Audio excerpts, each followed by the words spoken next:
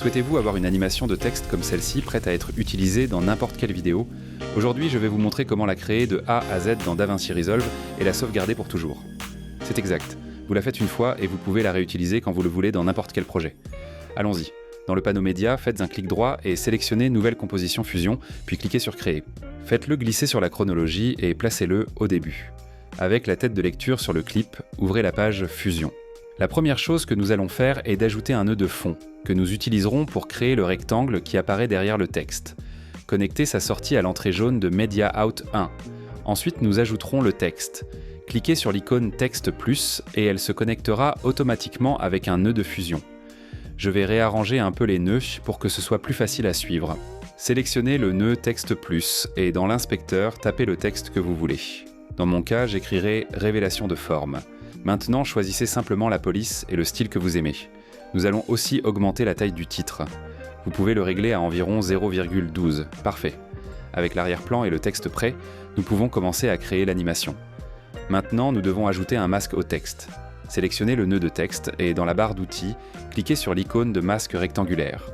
Ajustez la taille du masque pour correspondre au rectangle d'arrière-plan que nous animerons derrière le texte. Ensuite, nous allons commencer à animer le texte. Avec le nœud texte sélectionné, ouvrez l'onglet Transform dans l'inspecteur.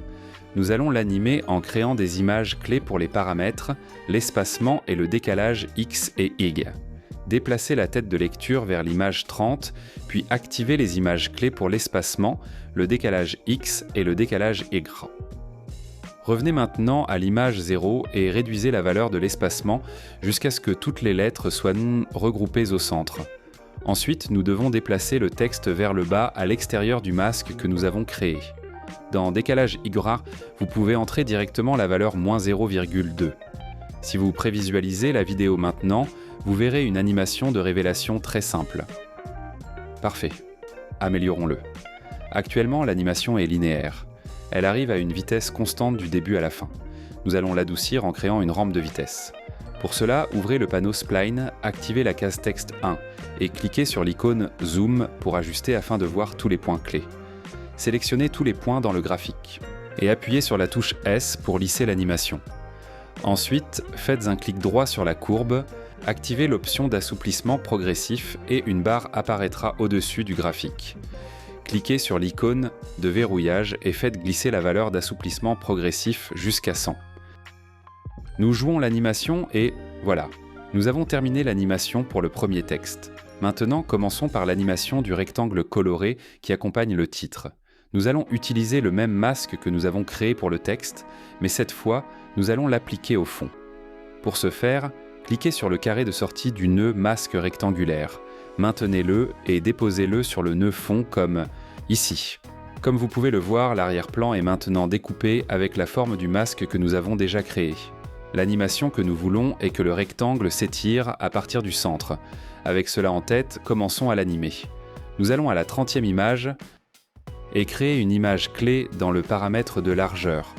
Ensuite, nous allons à l'image 0 et réduisons la valeur à 0 pour que le masque disparaisse complètement. Maintenant, nous allons adoucir l'animation, tout comme nous l'avons fait avec le texte. Nous ouvrons le panneau Spline, désélectionnons le nœud texte en double-cliquant sur la case à cocher. Texte 1, cliquons sur l'icône Zoom to Fit et sélectionnons toutes les images clés du masque. Enfin, nous appuyons sur la touche S pour les lisser et augmentons la valeur de lise à 100. Si nous le jouons maintenant, nous verrons le rectangle s'étirer du centre vers les côtés. Juste ce que nous voulions. Avec cela, nous avons maintenant l'animation du texte et du rectangle prête. Enfin, nous ajoutons un petit zoom aux deux éléments pour rendre l'animation plus dynamique. Tout d'abord, nous sélectionnons le nœud Merge et depuis la barre de raccourci, nous ajoutons un nœud de transformation. Parfait. Nous allons à l'image numéro 30. Si vous voulez que l'effet de zoom soit plus lent et progressif, vous pouvez commencer l'animation un peu plus tôt, disons à partir de l'image numéro 20 ou 25. Et nous activons la première image clé dans le paramètre taille. Maintenant, nous passons à l'image 45 et réduisez la valeur de taille à 0,9. Nous rouvrons l'onglet Spline. Désélectionnez le nœud rectangulaire. Cliquez sur Zoom pour ajuster et sélectionnez les images clés du nœud de transformation. Nous appuyons sur la touche S pour les lisser et augmentons la valeur de l'aisance à 100. Avec cela, nous avons terminé l'animation de zoom. Comme je l'ai mentionné précédemment, si vous préférez un zoom plus subtil, vous pouvez commencer l'animation à la frame 20 ou 25. C'est une question de goût personnel. L'animation prend déjà forme. Je sais que travailler dans Fusion peut sembler un peu fastidieux, mais rappelez-vous que vous n'avez à le faire qu'une seule fois. Ensuite, vous pouvez enregistrer cet effet et l'utiliser chaque fois que vous en avez besoin. Maintenant, nous allons créer l'effet de dégradé et l'animer. Nous sélectionnons le nœud d'arrière-plan et nous allons dans le panneau d'inspection. Dans l'option de type, il sera réglé sur solide par défaut. Cliquez et changez-le en dégradé. Maintenant, nous devons éditer les dégradés dans la section dégradé. Changeons la première couleur. Nous sélectionnons la petite flèche sur le côté gauche du dégradé et cliquons sur le rectangle de couleur noire. Nous montons le curseur de luminance pour rendre la couleur sélectionnable, puis dans la fenêtre du sélecteur de couleurs, nous choisissons la teinte que nous voulons appliquer à l'arrière-plan. Maintenant, nous faisons exactement la même chose de l'autre côté du dégradé. Nous sélectionnons la flèche à droite, ouvrons l'éditeur de couleurs et choisissons la deuxième couleur pour le rectangle. Parfait. Le dégradé c'est maintenant terminé. Maintenant, nous devons juste animer le dégradé, et nous le ferons en ajustant les valeurs de début et de fin. Avant d'ajouter des images clés, réglons correctement les 2 points. Dans le visualiseur, vous verrez une ligne verte avec 2 carrés aux extrémités. Le rouge marque le point de départ, et le vert marque le point final.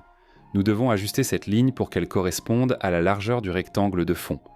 D'abord, nous ajustons la valeur X du point final pour qu'il atteigne le bord droit du rectangle. Ensuite, nous faisons de même avec le point de départ en l'alignant avec le bord gauche.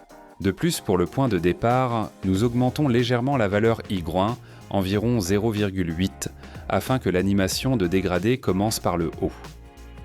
Parfait. Commençons l'animation. Nous déplaçons la tête de lecture sur l'image 0 et créons une image clé uniquement pour le point final. Ensuite, nous allons à l'image 29. Et ici, nous déplaçons légèrement la valeur finale de X vers la gauche jusqu'à environ 0,8 à 0,82. Nous augmentons également légèrement la valeur finale de Acquili à environ 0,8. Nous activons une image clé au point de départ et passons à l'image 44. À l'image 44, nous diminuons la valeur de départ de Acquili à 0,2 et déplaçons légèrement la valeur de X finale vers la gauche à environ 0,6. Tiens bon, nous avons presque terminé.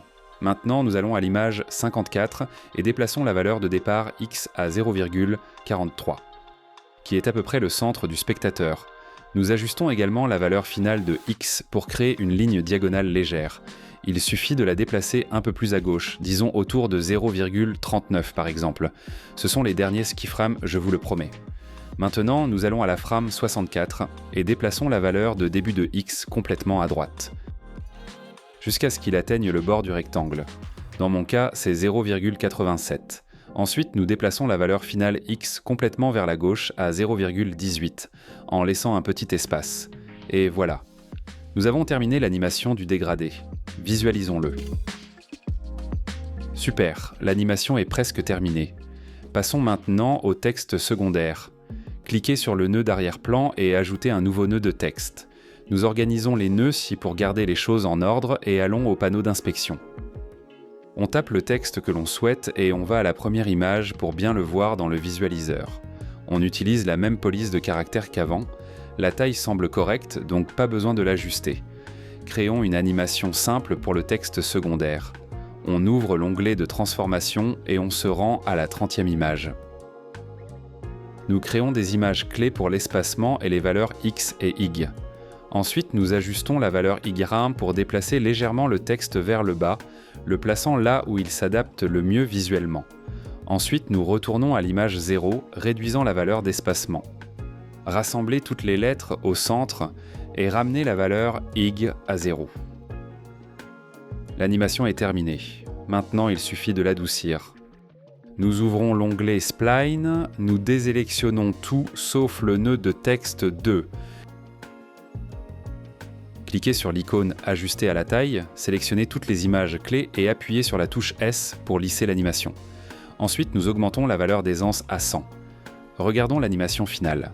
L'animation fonctionne déjà bien, mais si vous êtes perspicace, sagace, peut-être même au courant, ce que je sais que vous êtes, vous avez peut-être remarqué un petit problème. Le texte apparaît dès la toute première image, au-dessus du rectangle de fond. Préparons ça.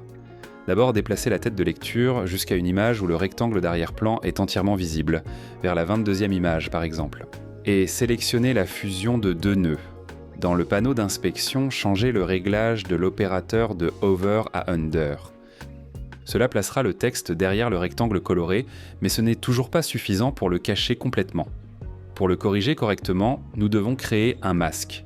Avec la tête de lecture encore près de la 30e image, sélectionnez le texte 2 nœuds et ajoutez un masque rectangulaire. Ajustez la taille et la position du masque afin qu'il ne couvre que la partie inférieure de la forme. Parfait. Maintenant, si nous lançons l'animation, vous verrez que le texte apparaît juste après et derrière le rectangle de fond. Exactement ce dont nous avions besoin. Bonne nouvelle, il ne reste que 2 étapes avant que l'animation ne soit terminée. La première est d'ajouter un flou de mouvement. Et c'est très simple. Sélectionnez le texte un nœud, ouvrez l'onglet des paramètres, activez le flou de mouvement et réglez la qualité à 10. Faites de même pour le texte 2 nœuds. Si nous appliquons le flou de mouvement à 1, nous devons l'appliquer à tous. Alors, activons aussi le flou de mouvement pour le masque rectangulaire. Ouvrez les paramètres, vérifiez le flou de mouvement et réglez également la qualité sur 10. Maintenant, le résultat semble beaucoup plus fluide et professionnel grâce au flou de mouvement. En tant que personne perspicace, je suis sûr que vous l'avez déjà remarqué. Dernière étape, nous avons déjà le texte qui apparaît, mais maintenant nous voulons qu'il disparaisse aussi. C'est super facile et nous allons le faire en utilisant un seul nœud appelé étireur de temps. Sélectionnez le nœud de transformation et appuyez sur Shift plus espace pour ouvrir le sélecteur d'outils. Recherchez l'effet d'étirement du temps, ajoutez-le et vous verrez que l'animation a disparu. Ne vous inquiétez pas, c'est normal. Pour le corriger, allez au cadre 0, rendez-vous dans l'inspecteur et double-cliquez sur le temps source pour le réinitialiser.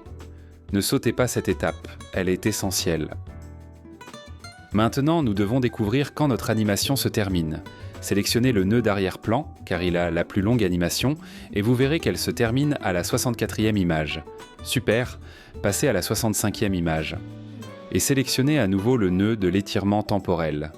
Dans le paramètre de temps source, entrez 65. Comme vous pouvez le voir, tout est maintenant à nouveau visible.